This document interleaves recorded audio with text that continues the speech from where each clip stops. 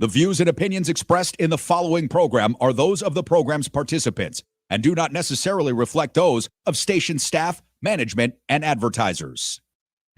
It's time for the most interactive radio program in Las Vegas today. It's time for Pushing the Limits with Brian Shapiro. Brian will talk sports, politics, entertainment, and anything that matters to you. Feel free to call Brian at 702-221-7283. You want answers? I want the truth! Now, Pushing the Limits, here's Brian Shapiro. No, you're not.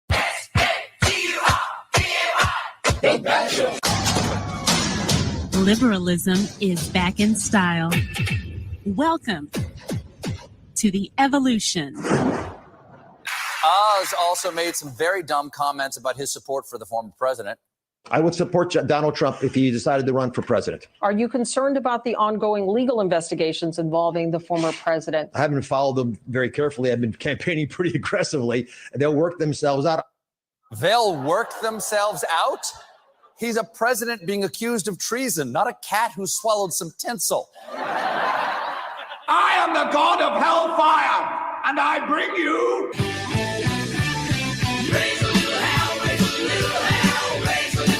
He was voted Variety Entertainer of the Year in the Excellence in the Arts Award. It's the voice of logic and reason, live from the entertainment capital of the world. Do it right! Doug Basham. Raise a little hell, raise a little hell. Hail Trump, hail our people, hail victory. It is conquer or die. And good afternoon, seditious invaders of Trump the traitor. Thanks for joining me today. My name is Doug Basham, and welcome to Pushing the Limits here on KSHP in Las Vegas, and to a genuine demonstration of excellence in broadcasting. You can find the show on Facebook, Twitter, and YouTube at PTL, as in Pushing the Limits, PTL Vegas, which means you can not only listen to the show, but watch it as well. And I got to tell you, folks, all the rumors you may have heard about me having a face for radio, fake news, fake news. Everybody knows it's fake news. Not only that, folks, I wore a shirt and a tie today. Seriously. Now, it's a blue shirt and blue tie, which is kind of my subconscious way of coercing you to voting blue next Tuesday, but still. My website, DougBasham.com, that's spelled B as in Bob, ASHAM as in Mary, DougBasham.com, my email, Doug@DougBasham.com. Also, Facebook.com/Doug Basham. Twitter's different, however, Twitter.com/Basham Radio. 221-7283 is our call-in number here at the station, folks. If you'd like to talk on the radio later, as in the next hour, that's 702-221-SAVE, as in save our democracy. I'm Doug Basham, in for Brian. Brian will be back tomorrow. Now, I also filled in for Brian on Friday. If you weren't here, I want to give you a brief recap. With the election now just 1 week away, my main message and goal was and remains today to implore you to not vote for any Republican this election. Why? Because thanks to the abject and craven cowardice of today's QOP and their acquiescence and submissiveness to Donald Trump, unquestionably the worst and most repulsive human being to ever rise to high office, not to mention their own lust for authoritarian power, today's QOP has become the anti-democracy party, and one that believes that any ends justify the means, whether they're ethical or not, whether they're legal or not. And here's their playbook. If you can't suppress the vote and the count doesn't go in your favor, just ignore the results, claim the election was rigged, and proclaim the loser to be the victor. It's Trump's playbook.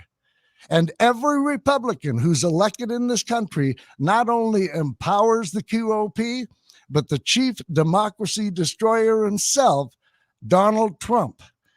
Between his stolen/rigged election lies leading up to the 2020 election, which he has continued to this day, This human hemorrhoid has gone out of his way to show that he is an autocratic, authoritarian dictator wannabe.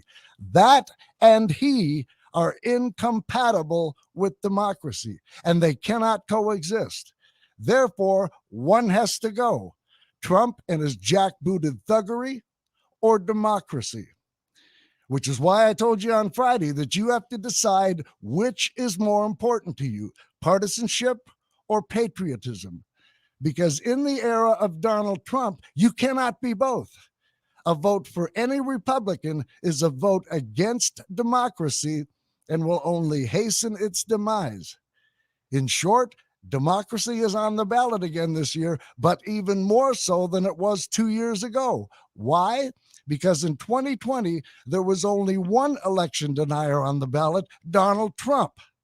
This year, as I also told you on Friday, there are currently over 350 election deniers running for office, and others are in office already. Many of those running have said they will only accept the results of the election if they win.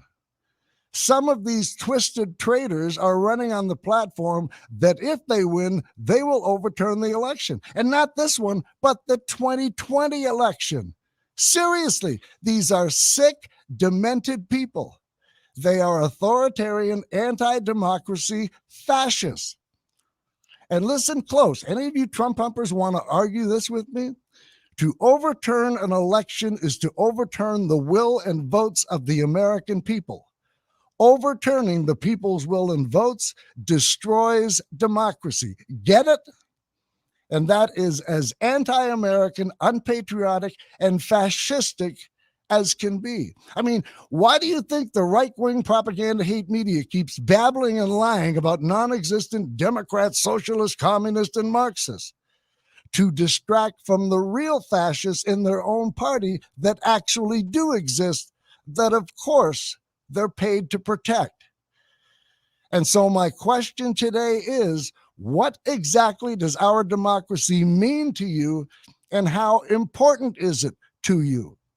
And are you really willing to sacrifice it either for partisanship or because you've been so brainwashed by your right-wing propaganda hate media, you actually don't realize that your democracy truly is at stake?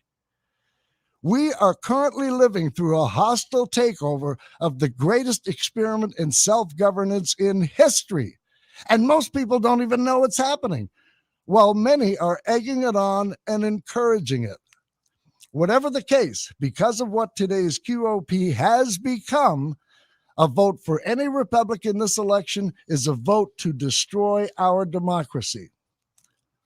And the first thing I want to do today is play a soundbite I teased on Friday at the end of the first hour. Said we'd get to it after the top of the hour break, and then never did, as we took phone calls for the next, 30, 40 minutes or so, which was fun, which we'll do again next hour. The number to call, 221-7283. That's area code 702-221-SAVE. Save our democracy.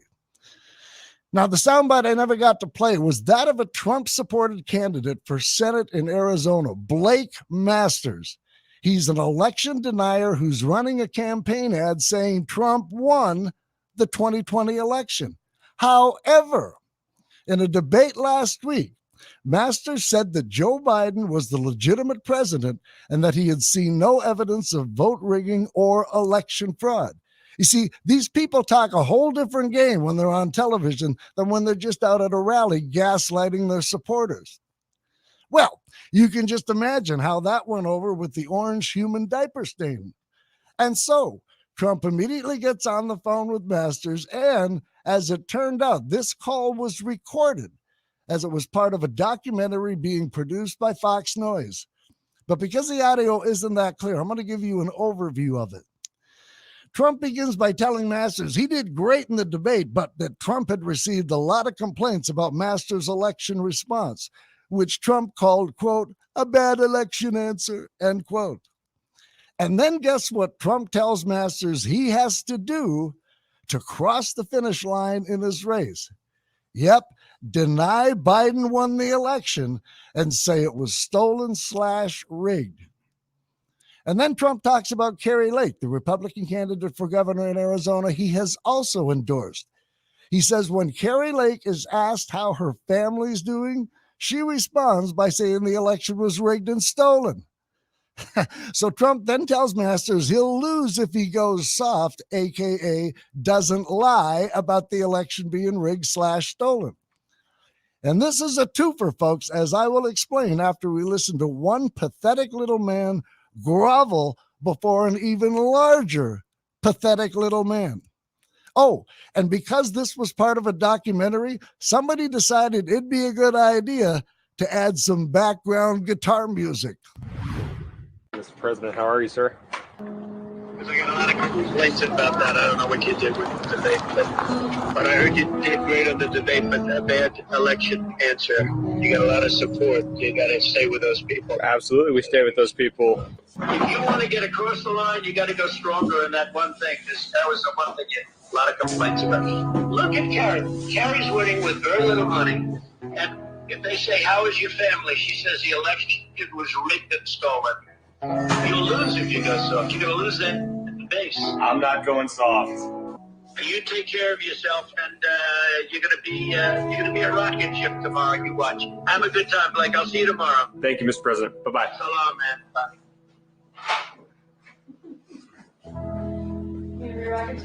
I didn't think I went soft on the election. Yeah, he said that after he got off the phone with Trump. Did he tell Trump he wasn't going soft? Oh, of course not. That might upset dear leader.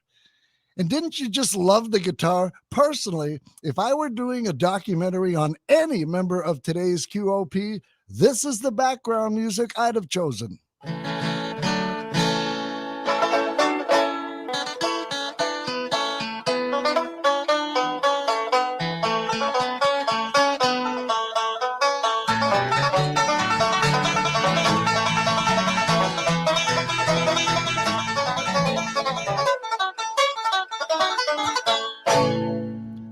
More apropos, yes. Which reminds me, you know how Southern Trumpers trace their family tree? They go to Ancestry.com. And you know what's long and hard on a Southern Trumper? Second grade. And like I said, this call was a twofer. Firstly, how pathetically craven Blake Masters is to grovel and debase himself before the most corrupt and dishonest reprobate ever to rise to high office. Second, this is yet another damning indictment of exactly who and what Donald Trump is. Blake Masters is running to be a senator in Arizona. And so, what does Trump advise him to do? Campaign on how he's going to help Arizonians and improve their lives? Of course not. He wants Masters to obsess on Trump's big lie. You want to win this election, Blake? Keep saying the election was stolen and rigged. Okay, useful idiot? Don't look out for Arizonians. Don't even look out for yourself. Look out for me, I, me. I mean, it is ironic, however, Donald Trump telling someone else to not go soft. Now, are any of you Trumpers actually stupid enough to think that Trump gives one continental damn about Arizona or any other state for that matter? Don't answer. That was rhetorical. He doesn't. As the malignant and psychopathic narcissist he is only ever capable of caring for himself and for anything he figures will benefit him and him alone. Donald Trump knows he was a piss-poor president who didn't give a damn about this country, wouldn't read his presidential daily briefs. That was boring. How would that benefit him? The fact that it might benefit the country never crossed his mind. And I use that word mind loosely. I have seen toilet bowls after an enema explosion that were less full of crap than Trump's quote-unquote mind. And hey, maybe that's what Trump needs. A cranial enema. 10, 9, 8, 7, 6, 5, 4, 3, 2, 1, enema countdown. I want an enema, a wonderful enema. I want some water shot up my butt. I want an enema. Ain't nothing better in the whole wide world than an enema. I'm telling you, there's a song or two for everything on YouTube, isn't there? Now, I'm not saying Trump isn't right, but to whatever extent he is, that's just a further damning indictment of his brain-dead base, that they would care more about appeasing Trump than their own interests in their own state. Bottom line, Donald Trump is a loathsome and irredeemable psychopathic narcissist. He is a sickeningly disgusting human being, as is anyone who honestly wants this orange leech back in office, or any other Republican who will only empower Trump's insane delusion and his lust for power to remain out of jail. Hence, my main message for today, as it was Friday: do not vote for any Republican running for office this year, not one.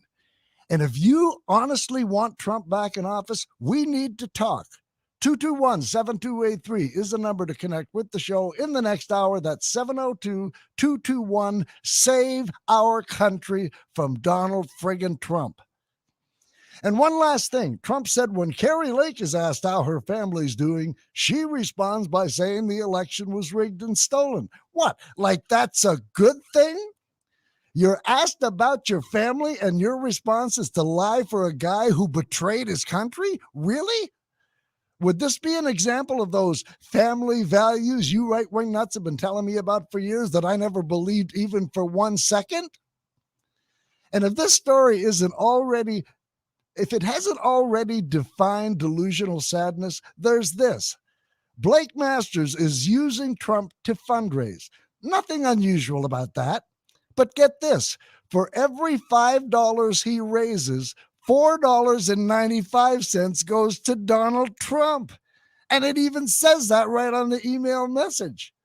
I mean, I've heard of selling your soul for money, but demeaning and debasing yourself to that extent for a friggin' nickel?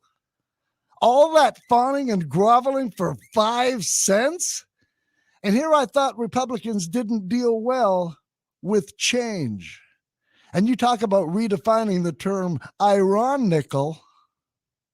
Now, the one thing this Blake Masters said that is true is that voter integrity is the most important issue, and that the only way to keep America great is to pay attention to it. That's true, just not the way he means. And here's where I fault Democrats. I think their messaging for this election has been weak and feckless. I strongly believe they should have married this election to number one, real election integrity, as in not voting for A, election deniers, and B, those who believe they have the right to overturn elections they lose. And number two, the ongoing relentless assault on our democracy and the clear and present danger it faces. Again, one of the two main political parties in this country wants to annihilate our democracy.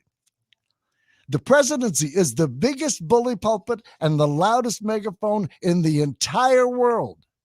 And Biden either hasn't used it or isn't up to using it to its full benefit. Hell, Trump used it every single day to lie to the American people. Now we have a president who has actually accomplished much in his first 2 years, and he won't use the bully pulpit to tell the friggin' truth. And the messaging should be easy. It writes itself. And they only have to go back a few days ago to cull some gems. Listen to what Trump said on convicted felon Dinesh D'Souza's show, again, just a few short days ago. And I mean, not that he ever had it, but he's losing it. Trump's election lies have really jumped the shark. And then, of course, they voted 6, 7, 8 times, as much as they could in the local area. Some of the people went back, I guess they said 28 times in one day to vote at different places with, numerous votes. But they can't put in 1,000 because it wouldn't be it wouldn't look right. They're very smart. They go in with 5 votes, 6 votes, 7 votes, and then they go to another one. But it adds up to millions of votes. Right. Voting 1,000 times would look suspicious, but 28 times? Who's going to notice that? Just put on a different shirt each time you go and vote. Folks, this is beyond dishonesty and delusional. This is deranged. It is depraved. It's psychotic. Not surprisingly, as it's coming from a certified psychopath. And did you catch his source for his idiocy? They said 28 times. Who said? Dinesh D'Souza, convicted felon? The pillow guy, Mike Lindell? The Kraken lawyer, Sidney Powell? Rudy Giuliani? Trump and his media like to trash anonymous sources. No one's sources are as vague as Donald Trump's. They said. And if anyone is saying this, it's for the sole purpose of keeping on Donald Trump's good side. Although for the life of me, I don't know why you would want to stay in the good graces of a traitor, unless, of course, you were one too. And there are countless clips like this Democrats could use. I'll be playing more of them today. But it is extremely difficult for Democrats to compete with the massive media infrastructure the right has built over the years, in particular, right-wing propaganda hate radio. And Democrats so far have shown no interest in catching up. Trust me, I know. That's one of the reasons my show is no longer on the air. But what? Who? Me bitter? But sticking with the Arizona election deniers and liars, then there's Kari Lake, who's running to be governor. She has called Joe Biden an illegitimate president, even though James Comey and Vladimir Putin didn't help him win, and recently said she would only accept the results of the election if she wins. Sound familiar? My question is, will you accept the results of your election in November? I'm going to win the election and I will accept that result. If you lose, will you accept that? I'm going to win the election and I will accept that result. What a harpy fishwife and skank. So much so that Kari Lake made the dishonor roll on Saturday Night Live just 2 nights ago. And this clip reaffirms a long-held axiom regarding comedy. The best comedy is rooted in reality and the truth. And also joining us is Arizona's Republican candidate for governor, Kari Lake. Great to be with you, Judy, on your sweet little show full of lies. Miss Lake, you've pulled ahead of your Democratic opponent, Arizona's Secretary of State, Katie Hobbs. Yes, I have. Now, you were a local news anchor and a Democrat for many years. Correct, yeah. And yet you're gaining voters. Why? I've just clicked with many of the wonderful, terrified elderly people here in Arizona, the Florida of the West. Also, I'm a fighter. In my life, I've sent back over 2,000 salads, and I'm not afraid to do the same thing with democracy. Very well. Now, one of your main campaign issues is the denial of the 2020 election. Can you media types just get over the one thing I've made the center of my campaign for months and months? Arizonans want to talk about the issues that affect them, like crime in New York or crime in Detroit. Great. Now, Miss Lake, you have proposed some big changes to local voting laws. If you become governor, do you promise to make sure everyone's vote counts? Judy, I'll make it easy. If the people of Arizona elect me, I'll make sure they never have to vote ever again. Boom. And yet, they're telling us these races in Arizona and other states are close? How can this be? How can this overall election be close? One party lies, is corrupt and treasonous, condones violence, killed Roe v. Wade, and hates democracy. They support Russia and Putin, overturning elections, overturning the government, and installing Trump as king. The other party is the exact opposite. But have they made that case? I would submit they haven't. And these QOP election-denying Republicans who are repeating Trump's big stolen election lies or variations of it, along with the ridiculous QAnon conspiracy theories, are simply not fit for office. I mean, this is the same verbal diarrhea we have been hearing from the failed human experiment named Donald Trump for years now. I would like to promise and pledge to all of my voters and supporters and to all of the people of the United States that I will totally accept the results of this great and historic presidential election if I win. Traitor. And that was back in October of 2016. And Trump made good on that pledge in 2020 when he lost. And that shameless, seditious charade continues today in 2022. Either the Republican wins or it was stolen / rigged. Again, that is as anti-democracy, anti-American, unpatriotic, and fascistic as it gets. And as Rolling Stone reported on Sunday, Trump is already gearing up to challenge this election, beginning with the Senate race in Pennsylvania between Democrat John Fetterman and more quack than doctor Mehmet Oz. He's calling it, quote, a dress rehearsal for 2024, end quote. This is the exact same playbook he utilized in 2020. The difference is he now has more election deniers and overturners running for office. And again, some are already in office. Thus, he can create an even more dangerous constitutional crisis than he did in the last election. Attorney General Merrick Garland, an embattled nation turns its lonely and patriotic eyes to you. Indict this orange criminal and ensure he can do no more damage to this nation. Now, I doubt Trump will ever see the inside of a prison, as the logistics of jailing a former president, even one as corrupt and treasonous as Trump, are the stuff of nightmares.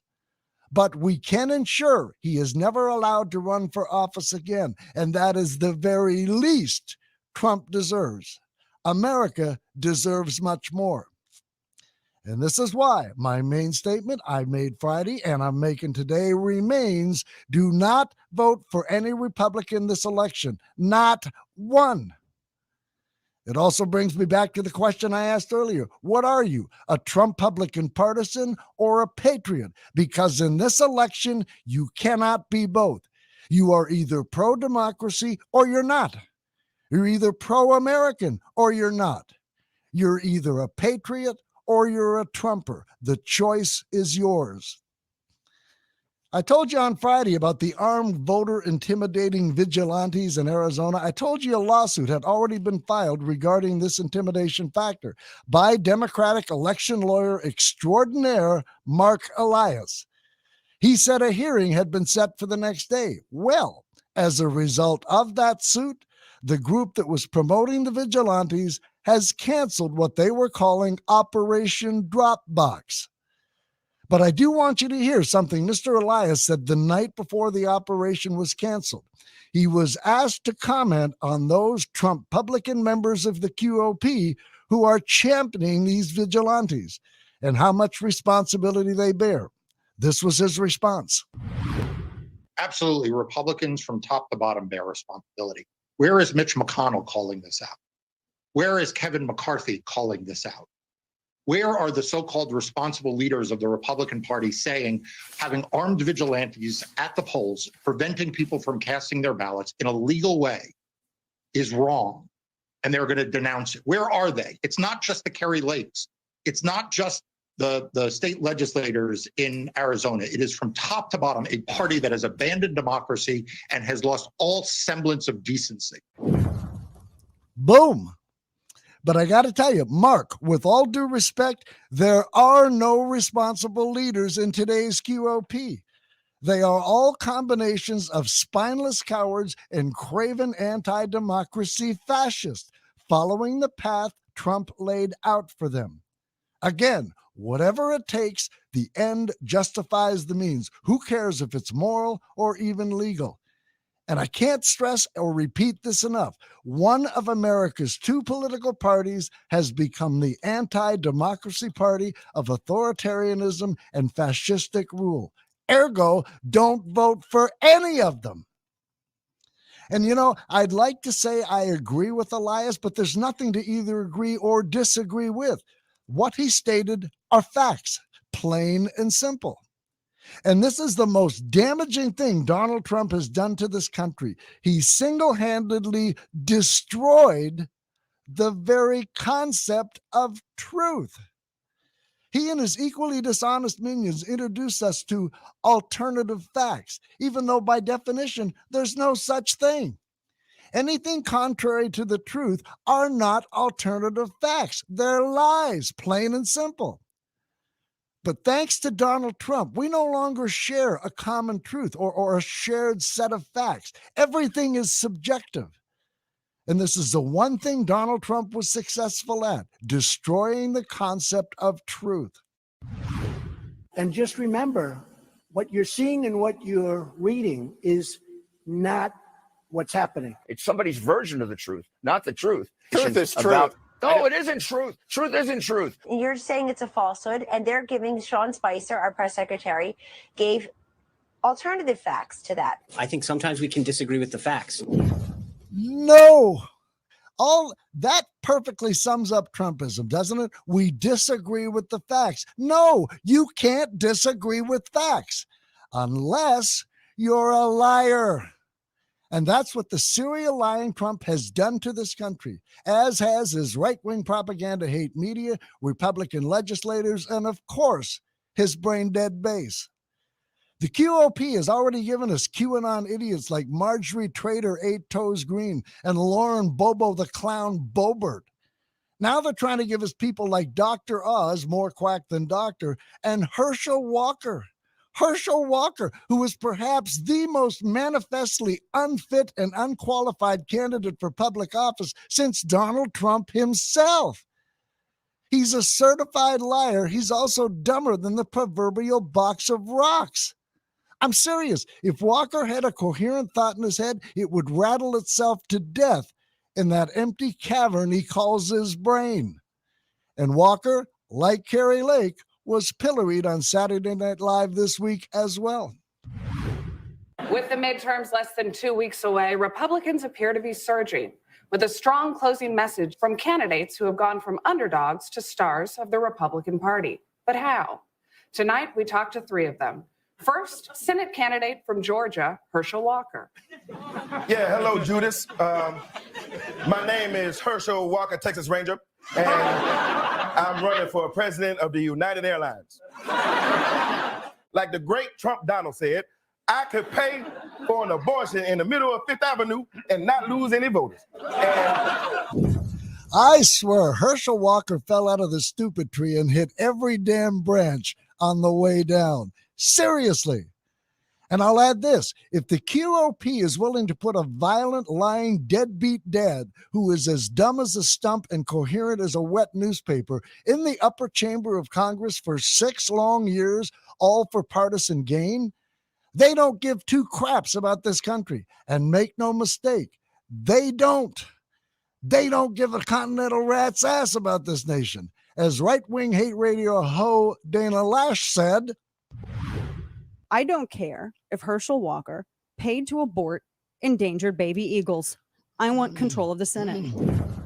Today's QOP has almost become as amoral as Donald Trump himself. Rampant, reeking Republican hypocrisy.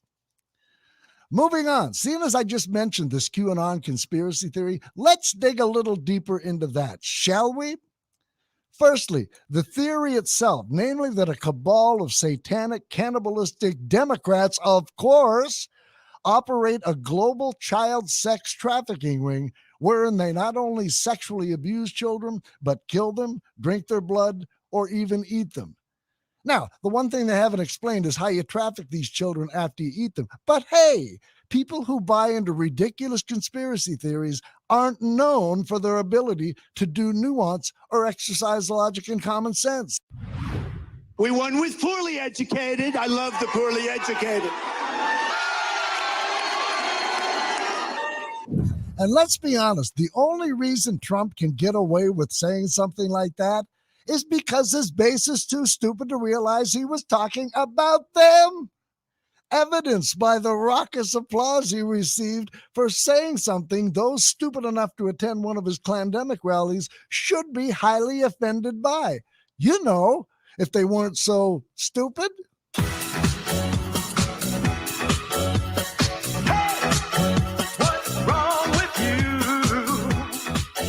What is wrong with you?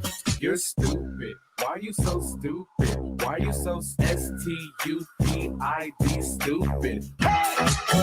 What's wrong with you? What the hell is wrong with you people?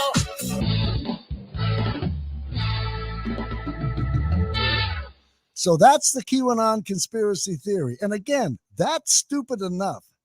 But the part of the theory that Donald Trump is the hero in this story, that it is Trump that's going to save these children, QAnon influencers have been telling their followers that Trump would be conducting mass arrest and executions of thousands of cabal members on a day known as the storm or the event. Really? The guy who once asked a friend if it was wrong to be more sexually attracted to his 13-year-old daughter than to his wife, that guy is going to save the children? Really? Who would actually believe that other than, really stupid people, aka Trump's base? These are people of the land, the common clay of the New West. Morons. The only comment I heard Trump make on QAnon, he did what he always did, showed that the only thing that matters to him is the appeasement of his gigantic yet fragile ego. During the pandemic, the QAnon movement appears to be gaining a lot of followers. Can you talk about what you think about that and what you have to say to people who are following this movement right now? Well, I don't know much about the movement other than I understand they like me very much, which I appreciate, but I don't know much about the movement. They like me, therefore I like them. And of course he's lying. He knew exactly what QAnon was when he was asked. But apparently at the time, that was too over the top even for Trump. But let not your hearts be troubled. Not so much anymore. But because they liked him and because he's the hero of this conspiracy, oh, hell no, he wasn't going to call them out for what they were and what the theory was. Plus, Trump can never have enough useful idiots and tools from whom he can fleece money. And from there, Trump continued to do what he does best, lie and use the QAnon movement to attack the George Floyd protest.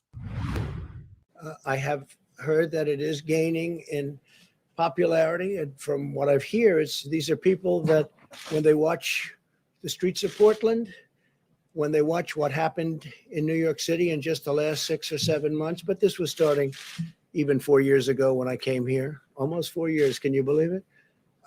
These are people that don't like seeing what's going on in places like Portland and places like Chicago and New York and other cities and states. And I've heard these are people that love our country and they just don't like seeing it. So I don't know really anything about it other than they do supposedly like me. Me. They like me. And just for the record, the QAnon movement was not started because of the George Floyd protests. But once again, you see the malignant narcissism from the psychopathic Trump, who was only ever capable of caring for what placates his insatiable ego and exaggerated sense of self. You need more proof? Listen to the next question the reporter asked Trump and his response. At the crux of the theory is this belief that you are secretly saving the world from this satanic cult of pedophiles and cannibals. Does that sound like something you are behind? Well, I haven't heard that, but is that supposed to be a bad thing or a good thing? I mean, if I can help save the world from problems, I'm willing to do it. I'm willing to put myself out there. And we are actually. We're saving the world from a radical left philosophy that will destroy this country. And when this country is gone, the rest of the world would follow. The rest of the world would follow. That's the importance of this country. Oh, save us, Cheeto Jesus, save us. My God, no pun intended. Donald Trump saving the world from a global ring of pedophiles who sexually abuse and traffic children. But you see, this is yet another example of Trump's base not being the brightest bulbs on the Christmas tree, not being able to or refusing to apply this simple logic I'm now going to share with you. Donald Trump was in office for 4 friggin' years, and he did nothing with regards to this QAnon conspiracy theory. No arrests, no executions. The only element of this conspiracy theory that meant anything to him was that they liked him. That's it, as you just heard. Now I want to move on to the issue of Trump's theft of sensitive government documents. All of his babbling about declassifying the information, including the lies he told Fox News, wherein Trump made full use of one of his favorite weapons, dishonest distractions, in order to divert attention from the fact he's guilty of that on which the DOJ is contemplating charging him, and damn well better do so. And as you listen to this clip, listen to the act Sean Hannity puts on. It is nauseating for its submissiveness. He treats this interview and poses his questions as if he's talking to a serious person who actually has a case for why he stole government documents. Trump doesn't, and Hannity knows he doesn't. But his job and the very business model of his station, Fox News, is to lie on behalf of Trump and the QOP. It's embarrassing, but it's all part of their ploy to make Trump appear to be someone who is actually fit for office. He isn't, not by a long shot. But as soon as Trump became the nominee, they began what became known as the normalization of Donald Trump. He's not normal.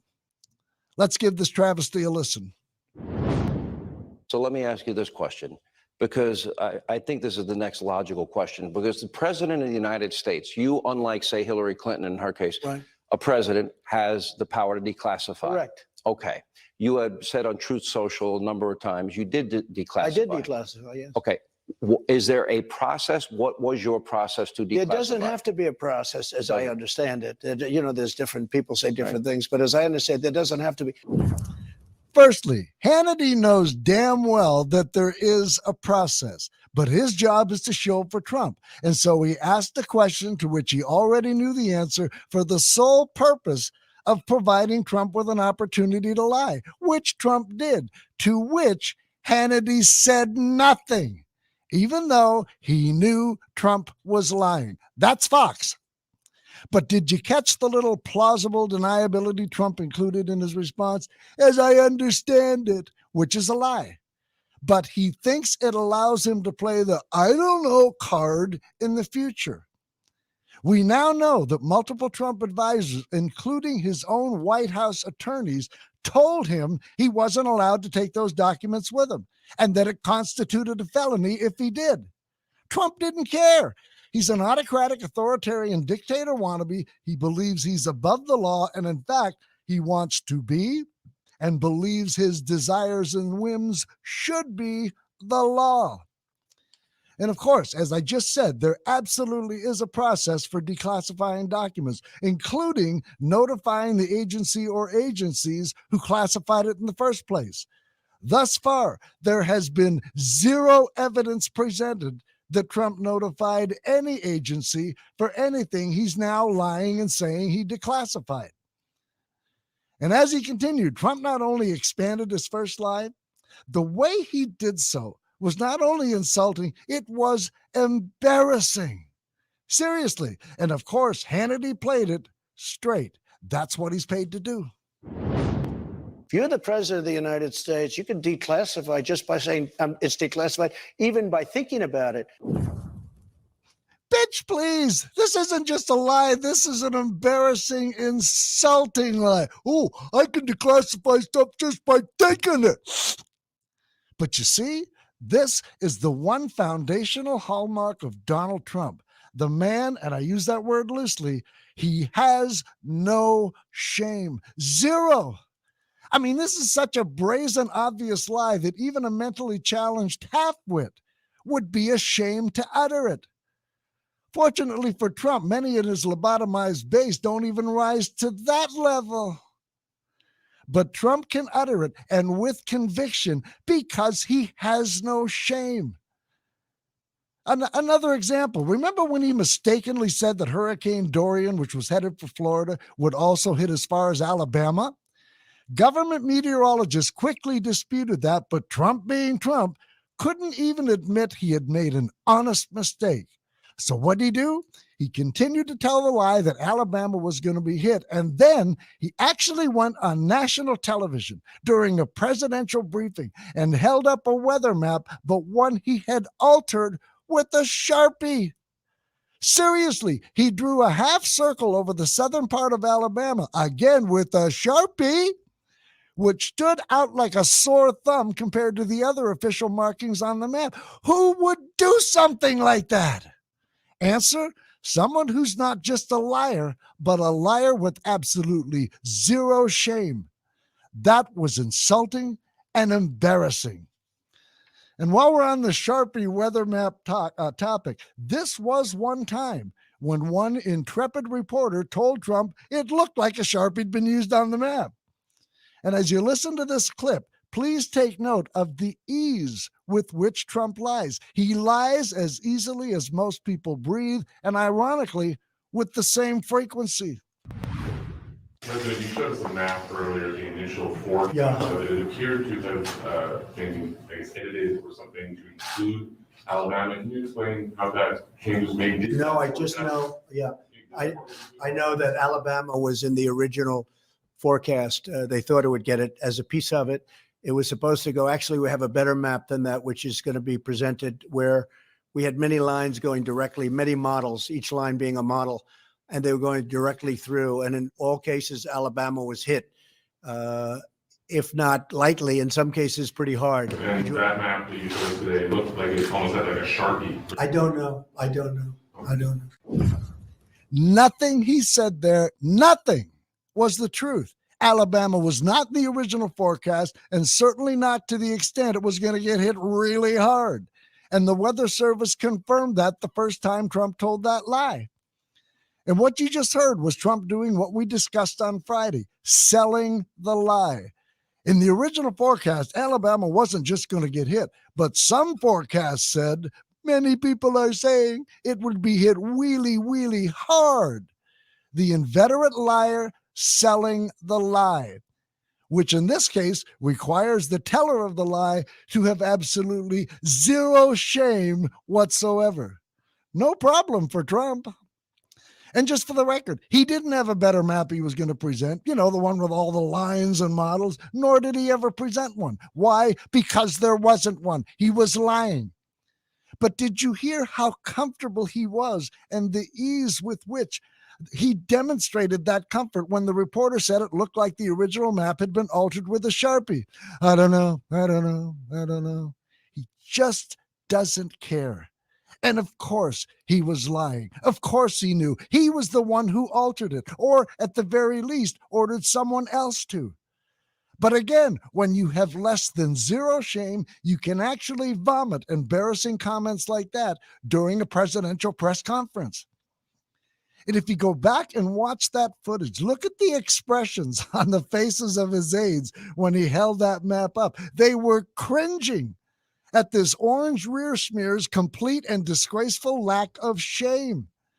Apparently, you can change the course of a hurricane too, just by thinking it. As long as you have zero shame and a Sharpie. Which brings us back to Trump's interview on Fox News. He continued to speak, and as always, he continued to lie. And I'm going to let you hear Stephen Colbert's intro of this next remark, as well as his follow-up, which was quite amusing. Then the former president claimed that he didn't pack the boxes, so he didn't know what was in the boxes. Then he said exactly what was in the boxes. Boxes and boxes of pictures, newspaper articles, tremendous, even kitchen things. You have tremendous amounts of different items, much clothing. Yes. Yes. Oh, yes. Much clothing. Many shirts. Very pants. Such sock. And as he continued to speak, Trump perhaps unwittingly alluded to something we real-world dwellers have suspected all along. Where else did he send the documents he stole? Because you're sending it to Mar-a-Lago or to wherever you're sending it. And there doesn't have to be a process. There can be a process, but there doesn't have to be. You're the president. You make that decision. So when you send it, it's declassified. I declassified everything. You're sending it to Mar-a-Lago or to wherever you're sending it. Uh-huh. Does that sound like he only sent stuff to Mar-a-Lago? Doesn't to me. And again, he's lying. There absolutely is a process for properly declassifying. But did you hear his final lie? I declassified everything. This prompted this response from Stephen Colbert. Everything. Okay, I'll hop on that crazy train. Let's say he telepathically declassified everything. That means he thinks it's a good idea somehow for everyone to know foreign nuclear secrets and somehow getting all the names of America's undercover spies out there. How is that better?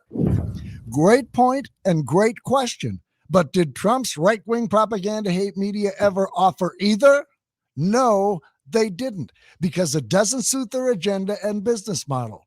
More on Colbert after we finish listening to this idiotic and dishonest fluff interview.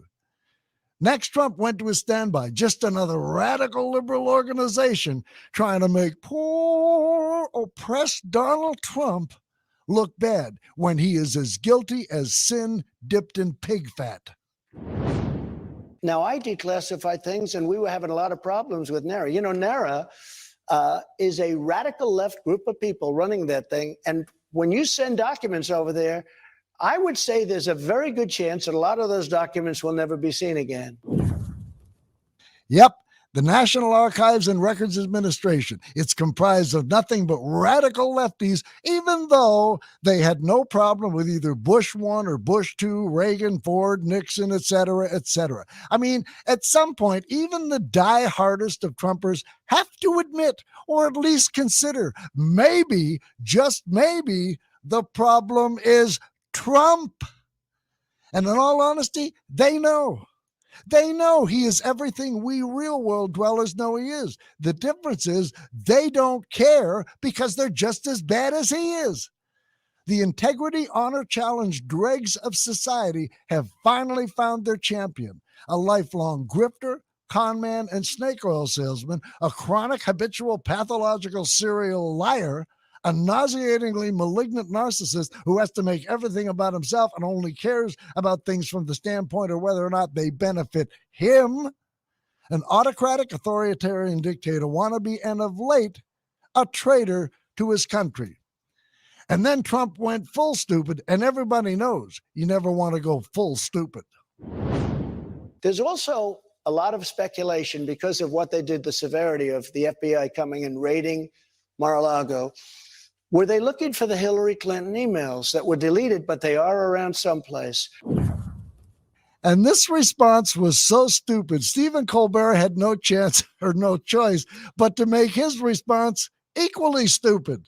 Difference is, Colbert's stupidity was intentional. Trump's wasn't. He was just lying, and his desperation took precedence over clarity. Were they looking for the Hillary Clinton emails that were deleted, but they are around someplace? Were they looking for the spying you're not on saying Trump's... you had it. No, they may be saying, they may have thought that it was in there. I'm sorry. What? That is so crazy. That's so crazy. He confused Sean Hannity. And Sean comes pre-confused. At this point, he's just throwing out magnetic conspiracy theories at the refrigerator to see what they spell out. Maybe they were looking in my basement for the Sasquatch who shot JFK with Hunter Biden's laptop with his partner, the Chupacabra, who hung Jeffrey Epstein with Barack Obama's long-form birth certificate chemtrails.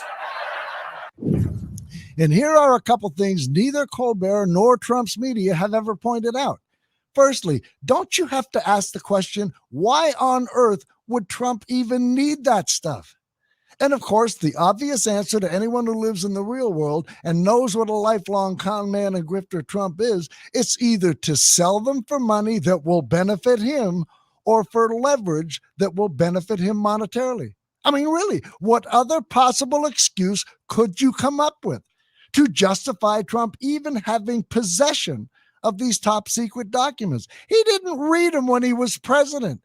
He has less need to read them now, unless, again, they can benefit him. Second, and this takes us back to the inability or refusal of Trump's brain-dead base to apply even a smidgen of logic. You heard what Trump just said. It's the same situation with the QAnon conspiracy.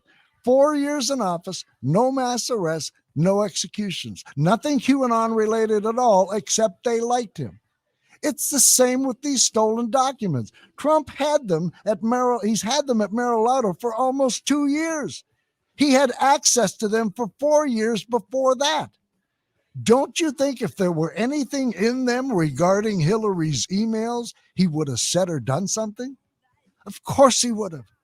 But when he's caught red-handed committing felony theft and espionage, there are no depths of dishonesty and depravity to which he will not sink to try and save his own bulbous ass. Hence, he offers another insulting and embarrassing lie that the feds were looking for Hillary's emails, completely ignoring another truth that they already found many of the quote-unquote missing emails.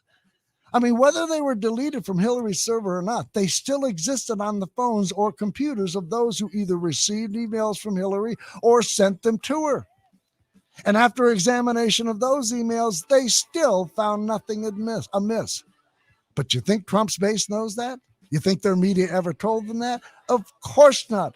Considering the number of inbreds who still yell, lock her up at Trump's idiotic clandemic rallies. Back after the top of the hour break, folks. Keep it here.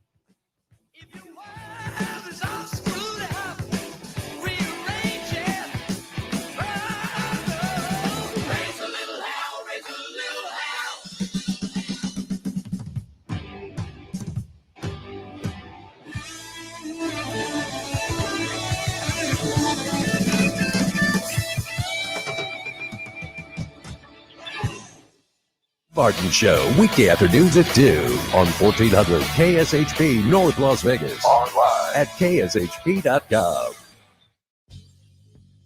Hey, everybody, are you struggling to find a pizza place that reminds you of Brooklyn? That true blue New York style pie?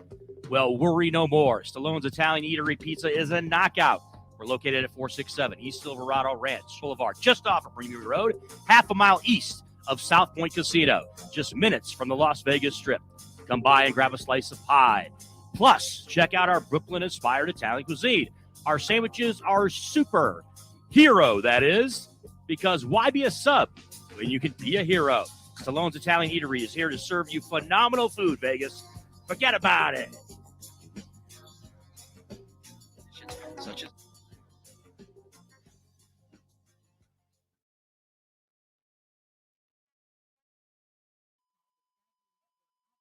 Hey, everybody, it's Brian Shapiro from Push. Interactive radio program in Las Vegas today. It's time for Pushing the Limits with Brian Shapiro. Brian will talk sports, politics, entertainment, and anything that matters to you. Feel free to call Brian at 702-221-7283. You want answers? I want the truth! Now, Pushing the Limits, here's Brian Shapiro. No, you're not.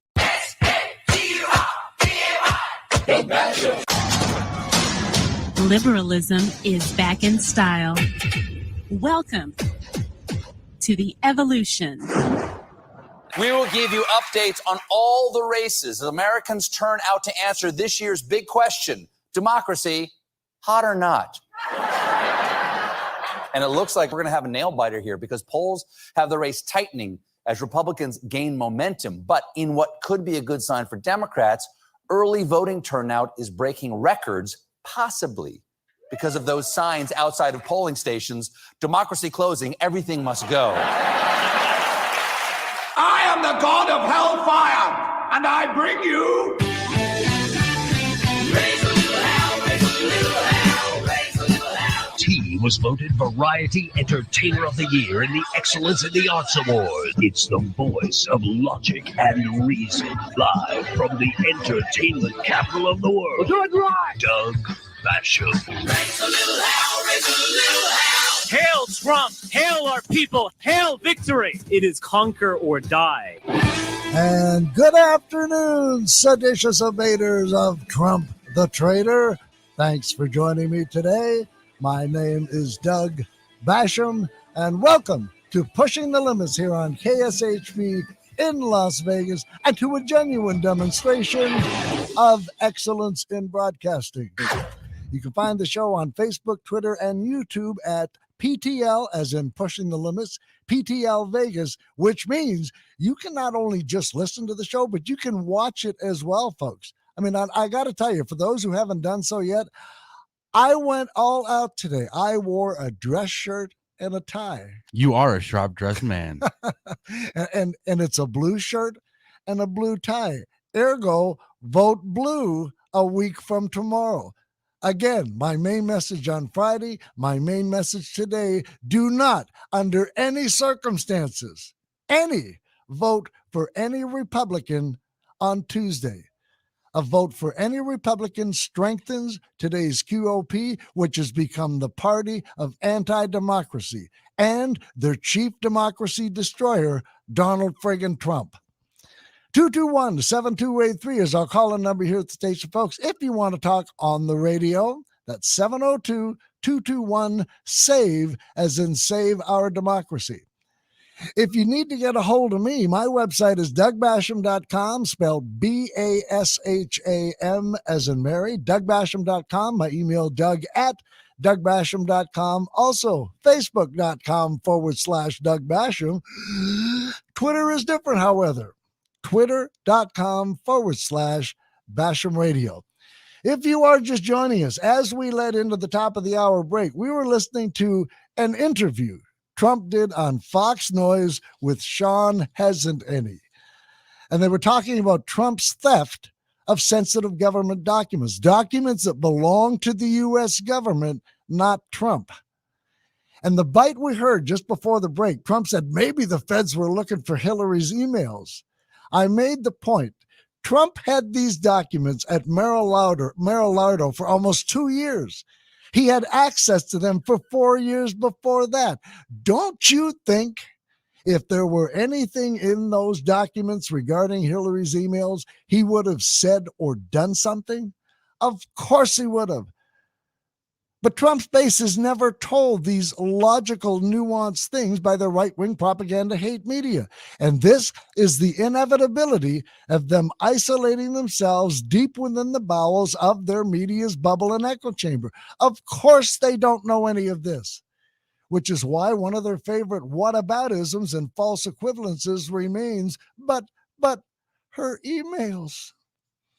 Oh, and for those who criticize Joe Biden for not holding rallies, quick word: losers hold rallies, winners hold office. But I want to get back to Stephen Colbert for a moment. I am well aware of how the right likes to dismiss people like Colbert as just late-night comedians. But A, I asked you to cite something he said that wasn't true, and B, I ask if any of you Trumpers can provide an answer to the question you heard him ask in response to Trump's lie that he declassified everything. That means he thinks it's a good idea somehow for everyone to know foreign nuclear secrets and somehow getting all the names of America's undercover spies out there. How is that better? Any of you Trumpers have a good answer to that question? And the correct answer is no, you don't, because there isn't one. The good news is Trump's lying. He didn't declassify anything, and certainly not everything. As I've said for years, Trump says whatever he perceives will make him look best at any particular moment. And at that moment, he decided saying he declassified everything made him look good. It didn't, except to the rubes, dupes, and suckers in his base who keep telling us how rich Trump is and yet keep sending him money, which he then doesn't use for the purpose he fleeced the money from them in the first place, Case in point. He grifted $250 million from his base for his bogus Stop the Steal movement.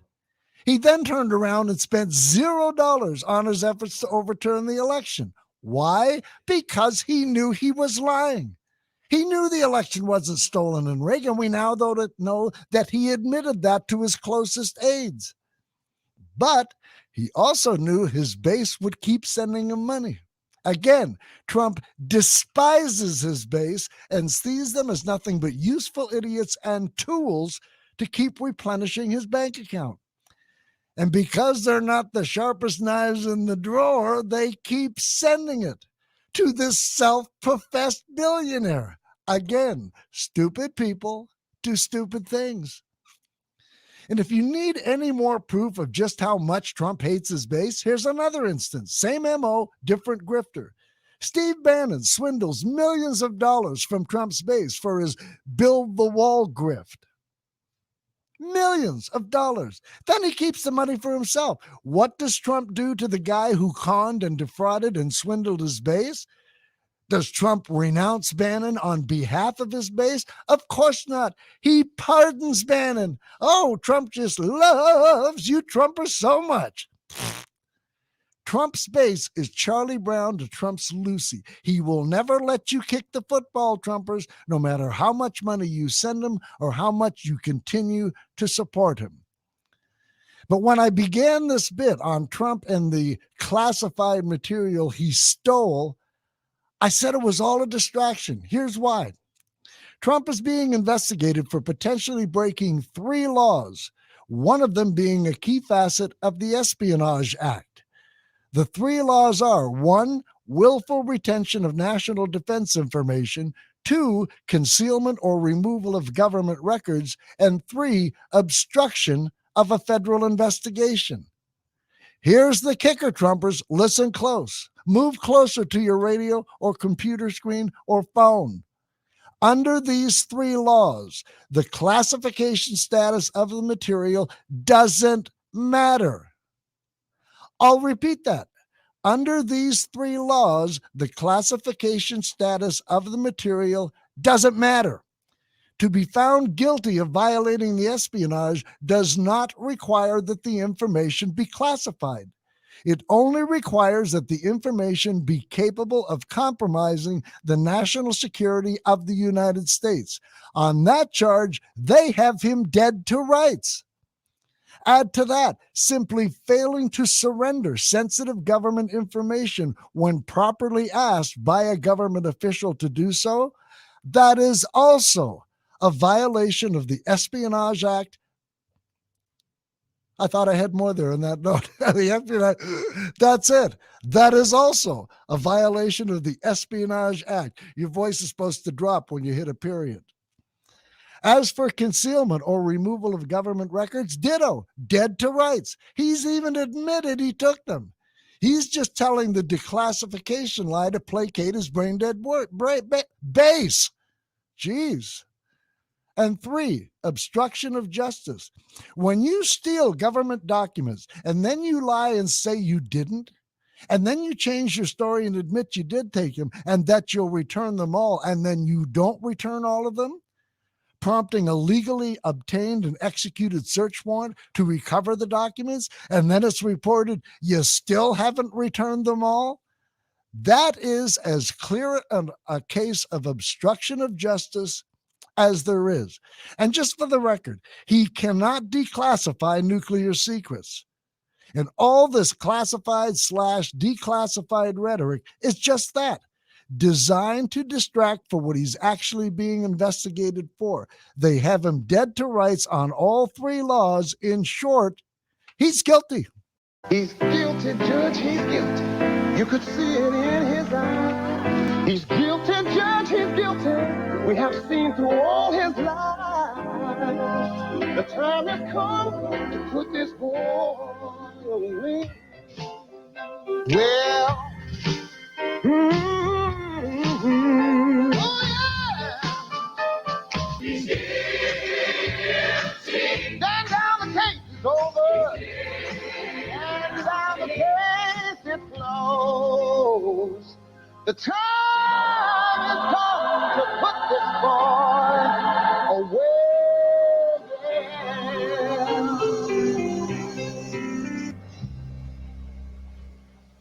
The jury is dismissed with the thanks of the court. We are adjourned. You know, there's a great meme online that kind of outlines the timeline of Trump's evolving lies on this topic.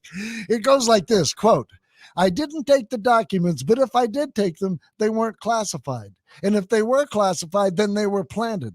And if they weren't, I declassified them. And if I didn't, then it's a hoax. And if it's not a hoax, Obama did it. And of course, Barack Obama did no such thing. And that has been confirmed by what Trump calls that radical leftist organization, NARA, the National Archives and Records Administration. And this is something I was looking for when a caller brought this lie up on Friday and couldn't find it. Here's the actual statement from NARA, quote, the National Archives assumed exclusive legal and physical custody of Obama presidential records when President Obama left office in 2017, in accordance with the Presidential Records Act. NARA moved approximately 30 million pages of unclassified records to a NARA facility in the Chicago area, where they are maintained exclusively by NARA. You get it? None were taken to his private country club, which he doesn't have. And if he did, he wouldn't do it anyway, because that man has honor, unlike Trump. Additionally, this is back to the NARA statement. Additionally, NARA maintains the classified Obama presidential records in a NARA facility in the Washington, D.C. area. As required by the PRA, that's the Presidential Records Act, former President Obama has no control over where and how NARA stores the presidential records of his administration. End quote. A direct quote from NARA, the National Archives and Records Administration. Another day, another Trump lie, another Trump crime, rinse and repeat. But here's the kicker in all this. After Trump stole office with James Comey and Vladimir Putin's help, a national security bill he signed changed the law regarding classified information. In 2018, Trump signed the bill which changed the law regarding classified information. It was the Foreign Intelligence Surveillance Act, or FISA. Before Trump, wrongly moving classified material was a misdemeanor with a maximum 1-year sentence. Trump changed it to a felony with a maximum sentence of 5 years.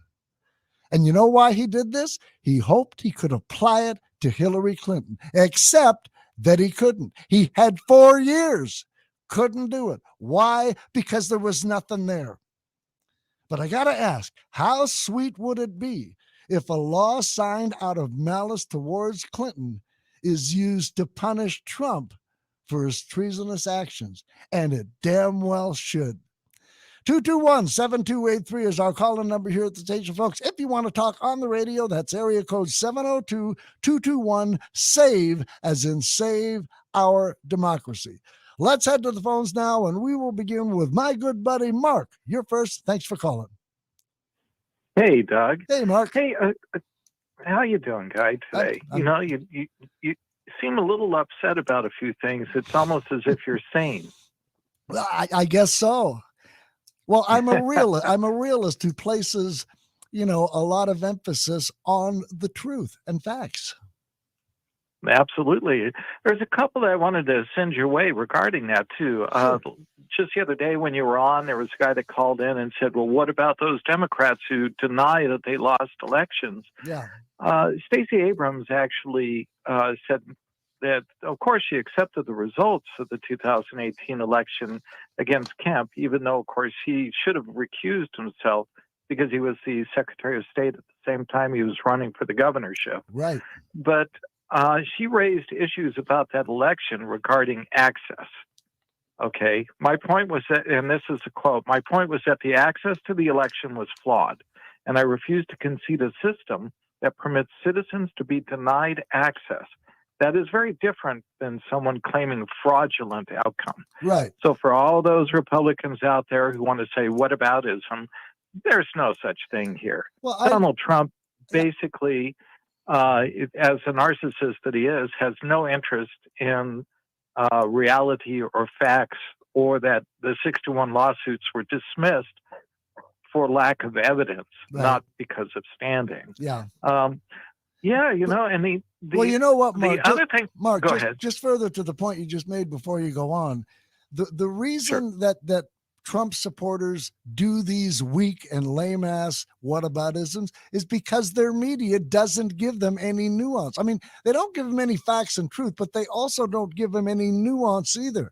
And that's why, well, Obama took $30 million. Well, no, that's not true. But that's what they're told by their media, and they don't get into the nuance of it. And that's why they're so, pardon my French, ignorant and stupid.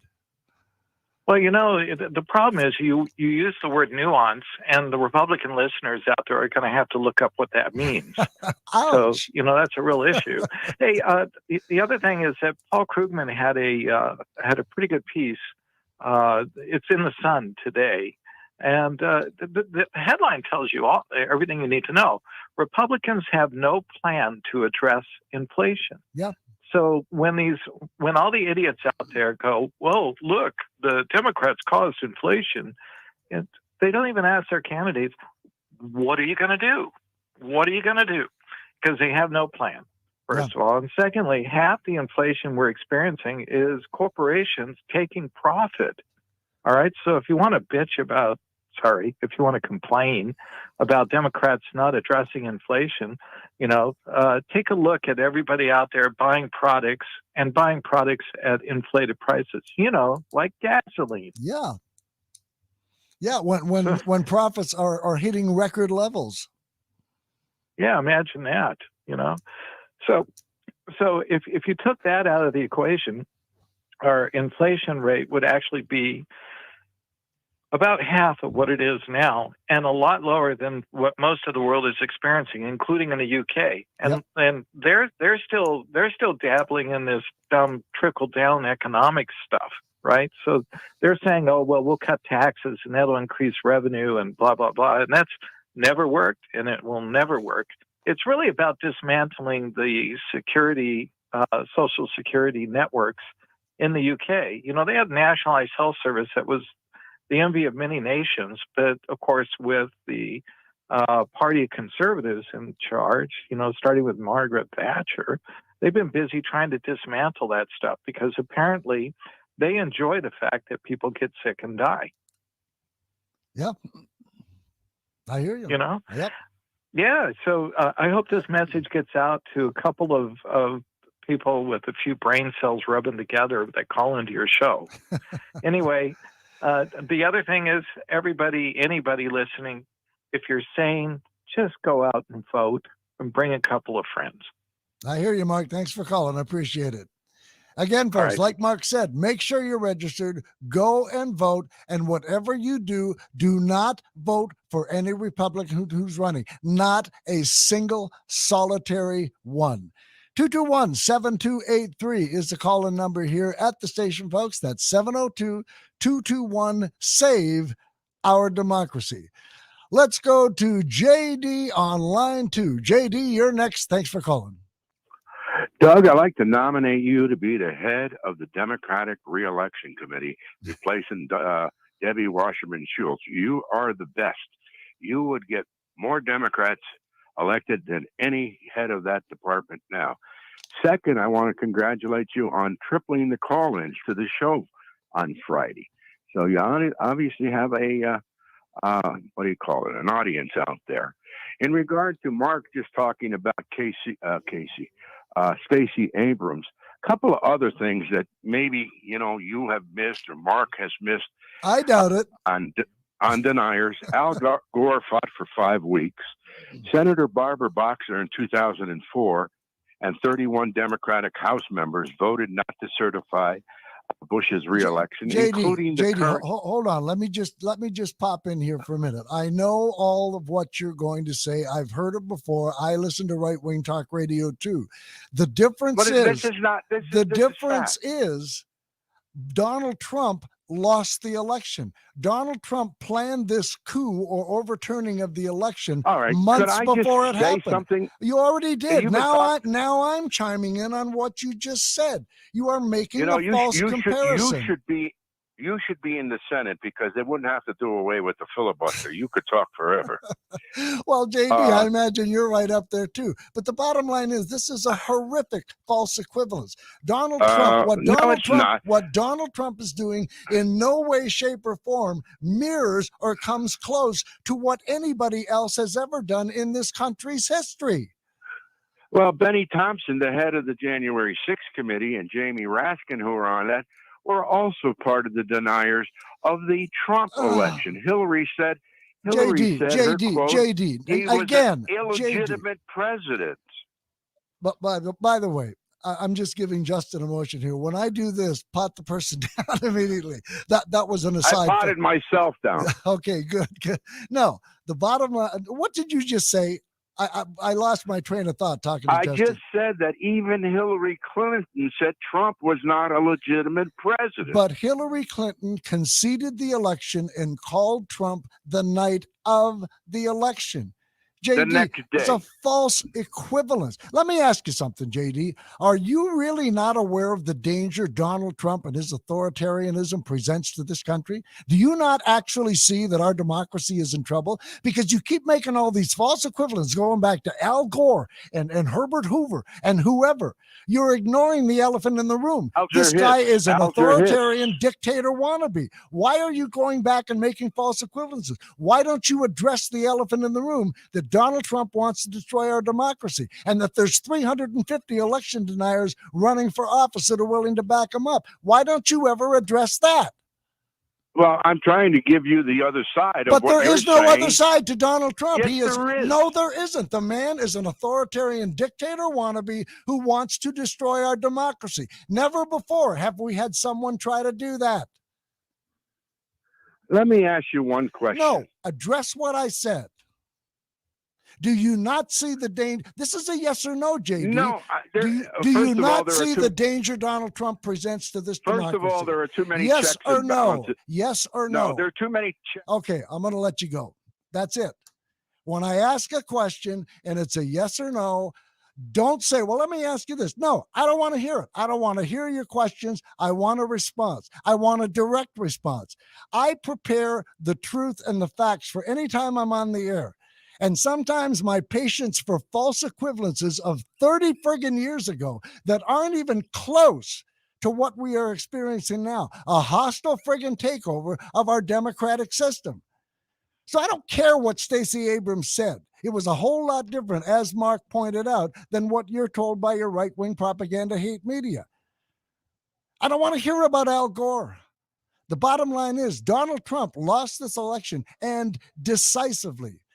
But he had planned to overturn it for months leading up to it. That is unprecedented. That presents a clear and present danger to our electoral system and our democratic form of government. Why don't you Trumpers ever friggin' address that?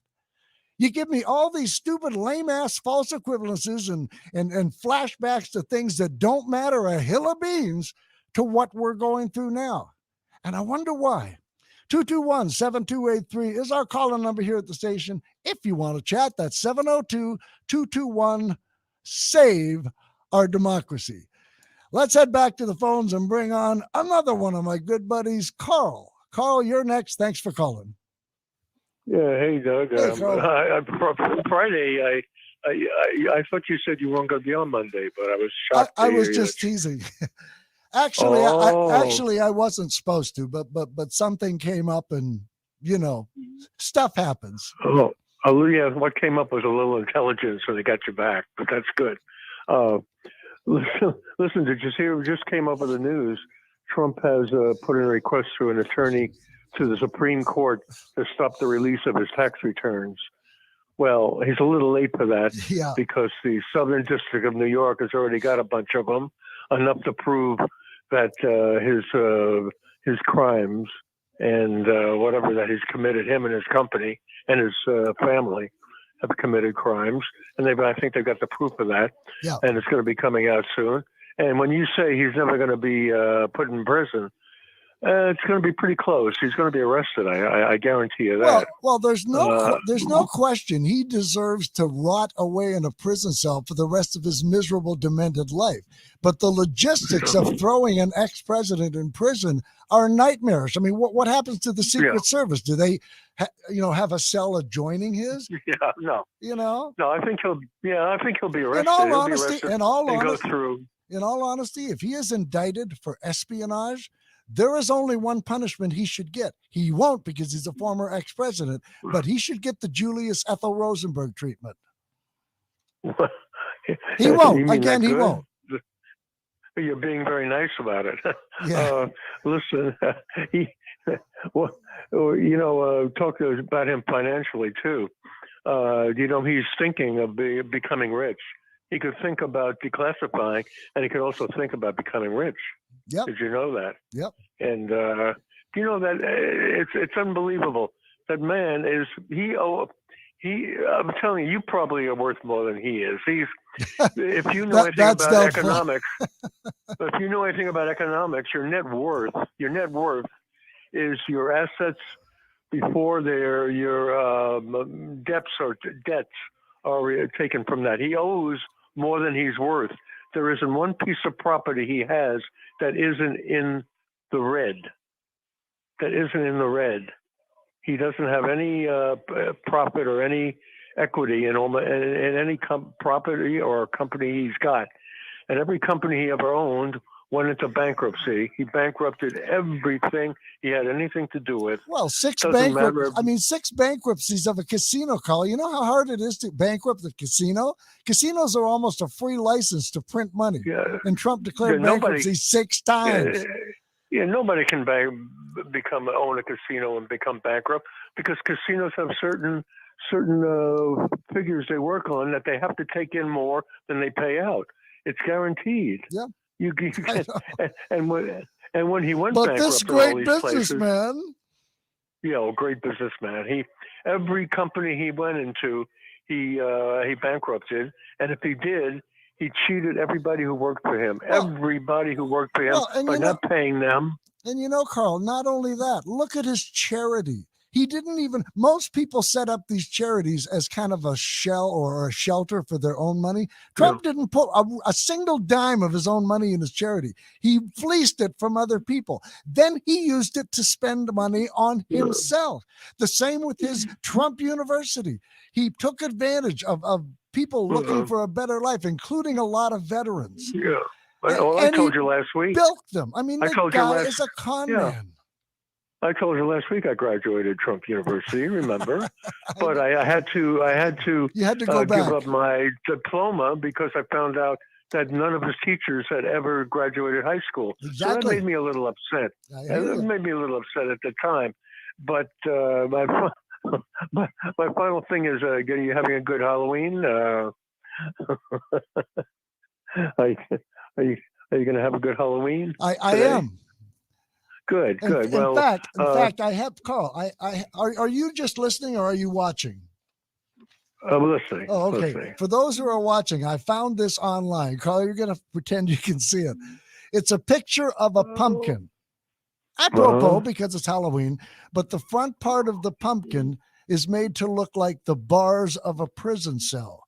Inside the pumpkin is another pumpkin. We can call it a Trumpkin because of the pumpkin inside is carved to look like Donald Trump. I don't know if they can see that on the screen, but that's quite creative, isn't it? That's good. That's good. A Trumpkin within a pumpkin. I don't know if you ever seen Newsmax. This is cool, being able to show pictures. Yeah. Have you ever seen Newsmax, that wonderful, company, that broadcasting company? They're selling once in a while I turn it on just to get some laughs, and they're showing something called the Trumpy Bear. They're trying this out. Have you ever seen that? I have. I mean, can you believe this? That would give an American Trump.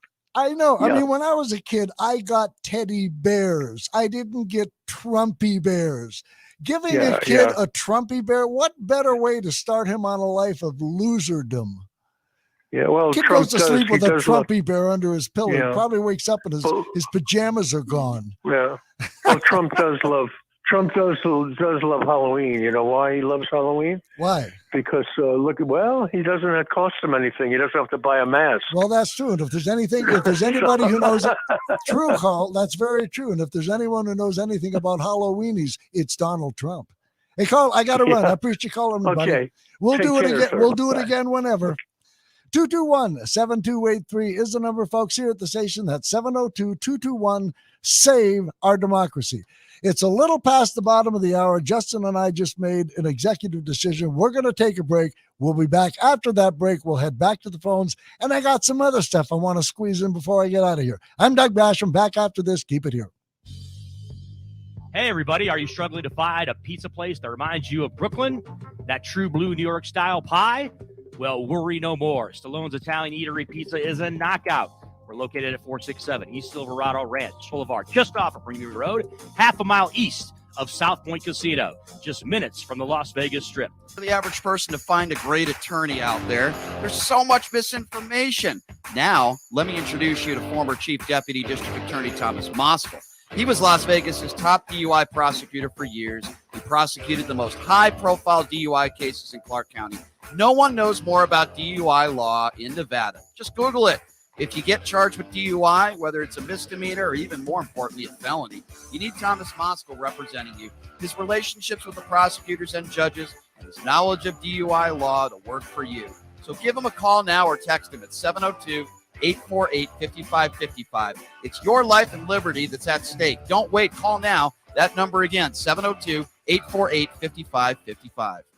This announcement is brought to you by the Armed Forces Chamber, Nevada's largest and oldest chamber of commerce, formed to serve armed forces members.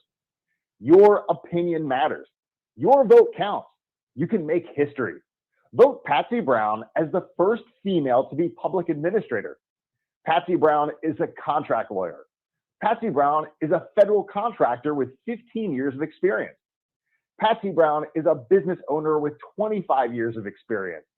Patsy Brown is a philanthropist. Patsy Brown is a Rotarian.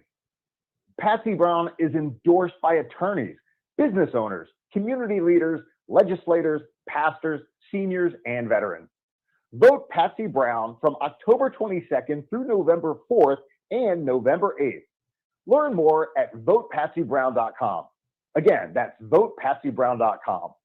Paid for by friends who vote Patsy Brown.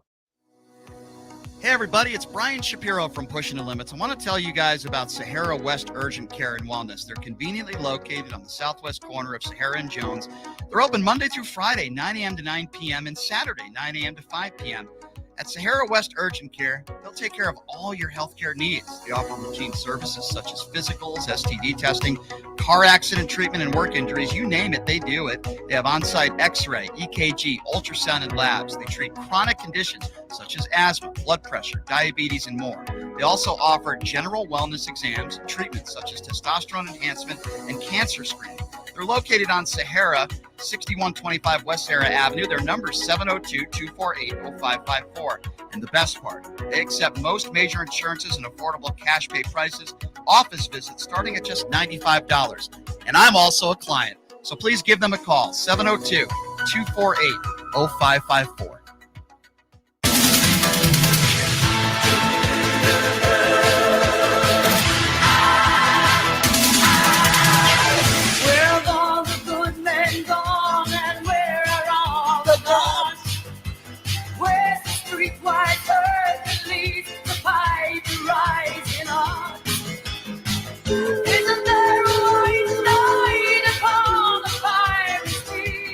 Late at night, I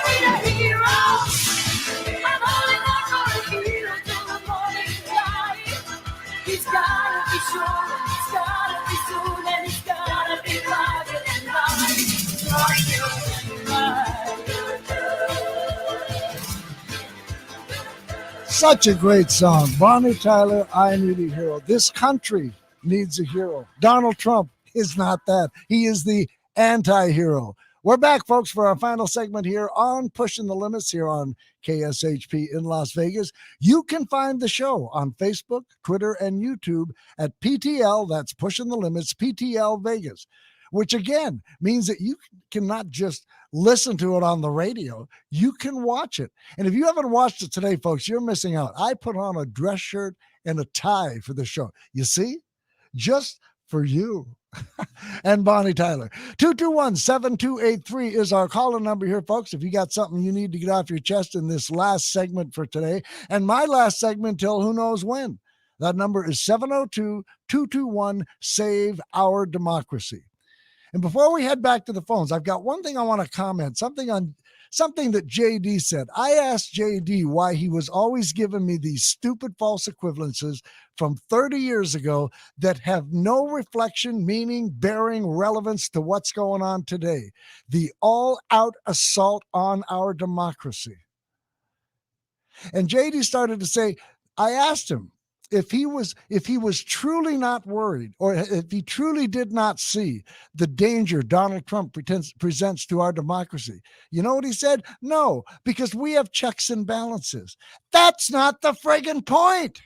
The point is Donald Trump is an authoritarian, autocratic dictator wannabe who is trying to destroy our democracy. And he spent the past 2 years since he lost the election putting people in place that will aid his next coup. So when I ask you if you don't see the danger and you say, well, no, there's checks and balances when they barely held, I got to ask, what is wrong with you? Seriously, you Trumpers, what is wrong with you?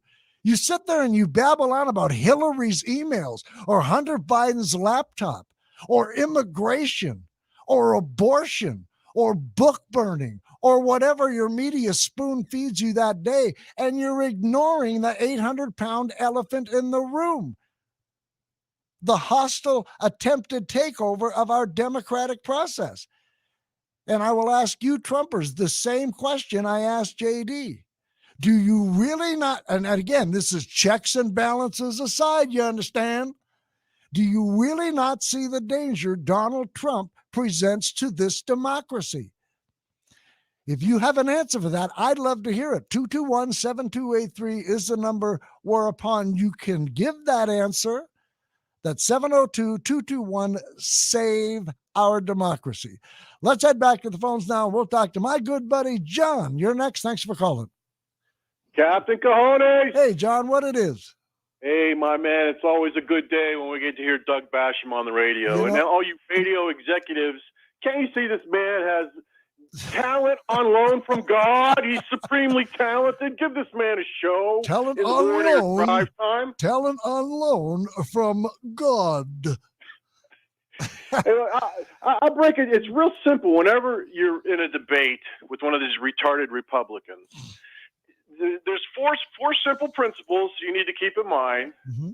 Number one is count how many words into their diatribe it takes before they get to fear and hate, because that's all they peddle in. Right. That's just count the words, because it's coming quick. It's either going to be fear or hate. That's Right. number one. Right. Number two, and what you rightfully beat down very effectively, I would have I like JD. I've met him. We go way back from fighting on the radio. JD and I go back too. Yeah, I would have bitch slapped JD if we were in the same room together, because he deserves it at this point. Democracy's at stake. They fall on that false equivalency. It just comes to them naturally. They've been spoon-fed it by their media. And JD's smart. He can juggle more than one ball at a time. That's fear and hate. That's one. Number two is false equivalency. Number three is Gish Gallop, and that's what JD was about to do. Is you just overwhelm him. You just keep throwing crap against the wall and hope some of it's going to stick. Yeah. And then number four is the Brandolini effect, and that's what you spent all that time researching, that Obama didn't steal classified documents like Trump. And the Brandolini effect simply says that it takes 100 times more effort to disprove a lie than it does to make a lie. So Those are the 4 principles. That's all you need to keep in mind when you're debating a retarded Republican. That was well said, John. I would expect nothing less, but I still have to compliment you. You said it's a good day when you hear me. I would say it's a good day when I hear you. Well, hey, Doug, the reason I called is, oh my God, what is wrong with these retarded Republicans? Seriously, Paul Pelosi gets hit in the head with the hammer, and these retarded Republicans, these maggots, these scumbags, they're comfortable spreading lies that he was having a homosexual relationship with this man, or that this man was his paid prostitute. What?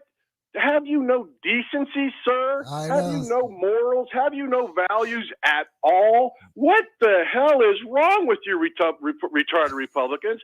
And why don't you call the great Doug Basham and renounce that? Especially Elon Musk. Are you kidding me? In my eyes now, if you own a Tesla, you're a retarded Republican with no morals or values. He is an agent of chaos, isn't he? Oh my God! Look, talk about a man his whole career, his whole existence has been getting subsidies from governments, and now he's the head, he's the chief twit, and he retweets or tweets something that maybe there's a tiny chance that there's more to the Paul Pelosi story, like he's having an affair with this. He's an 82-year-old man who got hit in the head with a hammer. What the F is wrong with you? But see, have you no morals, sir? Jeez. Have you no decency left? I understand. But see, again, these are people that are products of their media, and their media has been doing this to them for years. Whenever something happens that involves a Democrat, they immediately have to come up with a conspiracy. Now, it's gotten worse, but I mean, what really frustrates me is that the mainstream right-wing media has moved more towards Alex Jones than he has towards them. No question. And now, I mean, a lot of the conspiracy theories that we would have never heard, even on Fox, even on Newsmax, are like common fare. And it's amazing. And that's why something happens to Paul Pelosi, boom, the conspiracy writers get on it. Yep. And look, man, I think Brian Shapiro is tremendously talented. He's got more patience than a saint. He enjoys the debate. He's genuine. He's legitimate. But, sometimes, like I said, you just got to bitch slap them because there's no bottom to these folks. I know. It's never going to end. They hate you. It's deep-seated. It's deep-rooted. Yeah. And there's no compromise. So you've got to bitch slap them. That's it. I agree with you, John. Excellent rant, excellent phone call as always, buddy. Great show, Doug. Hey, you take care. 221-7283 is the number. That's 702-221-SAVE our democracy. And again, the phone lines are kind of quiet right now. We got a fellow named Brian I'm going to get to in a minute. But where are you Trumpers? Where is your justification for the treatment of Paul Pelosi? Where is your answer to my question? Do you really not see the danger, the clear and present danger Donald Trump presents to our democracy and our electoral process? 221-7283 is the number to call if you have an answer. That's 702-221-SAVE. Back to the phones, and we'll talk to Brian. You're next. Thanks for calling. Doug, what's happening, my friend? Hey, how you doing, Brian? I'm doing well. And, Alex Jones, I've been sounding the alarm about Alex Jones for 20 freaking years. He's nothing but a snake oil salesman, a liar, a phony. And not to mention anybody that embraces him for any reason whatsoever is not, they're crazy. Yeah, and I've always thought, and that goes for Charlie Kirk right now. That goes for Bannon and some of the other people that are trying to rehabilitate this puke. Yeah, tell me if you agree with me, Brian. I've always said that if you are a fan of Alex Jones and you put any credence in the garbage he delivers, there has to be something horribly missing in your life that you would stoop to that level for what you consider to be knowledge. Well, the people that I've seen recently, they don't know how bad his background really is. They're pushing this thing that it's about freedom of speech because he got sued for that horrible thing he said about the school shootings, and rightly so. The parents sued him into bankrupt. He will be bankrupt, and it just really upsets me. I lost a bet just a few minutes ago. John, your last caller, right? I've been arguing with JD saying that can't be John the Lib. John the Lib used to be a fairly fair-minded guy back in the day when we would argue back and forth. But obviously, it is John the Lib. And I'll tell you what, John. But I would ask you, what makes I'll you tell think you the that guy he's not who's going to being get bitch fair-minded? slapped, John. It's you. Why? He says he's going to bitch. If I was in the room with JG, I'd bitch slap him. I'll tell you what. Well, I think John he wasn't, Lib would get his I ass think that was handed to him. figurative. I think that was Yes, I know, but he's got I a think big that mouth was now, figurative, and not every word is literal. I understand that. I do. So but what? I'm pushing back the way so he now pushes what's back. the bottom? It's nonsense. Hold on. What's the bottom line of what you're saying regarding John? Are you defending JD? You damn right I am. Really? I asked him if Yeah. he really didn't see the danger Donald Trump presents, and he said, "Oh no, we have checks and balances." And my point is, first of that all, you doesn't pot him change. down, Doug. That doesn't change the fact that he presents a clear and present danger. Do you not see the danger he presents? Not 1 inch. Really? Wow. Really. And you're going to jump on radio John, tricks, and you're Doug. going to jump on John Doug. and saying he's not being fair-minded? Doug, you play these little radio tricks where you pot somebody down and then you talk about them. And yet when you you don't haven't, get and enough yet, BS and out yet, over the air, and you then they pot them down. and- The reason I pot people down is when they're full of crap.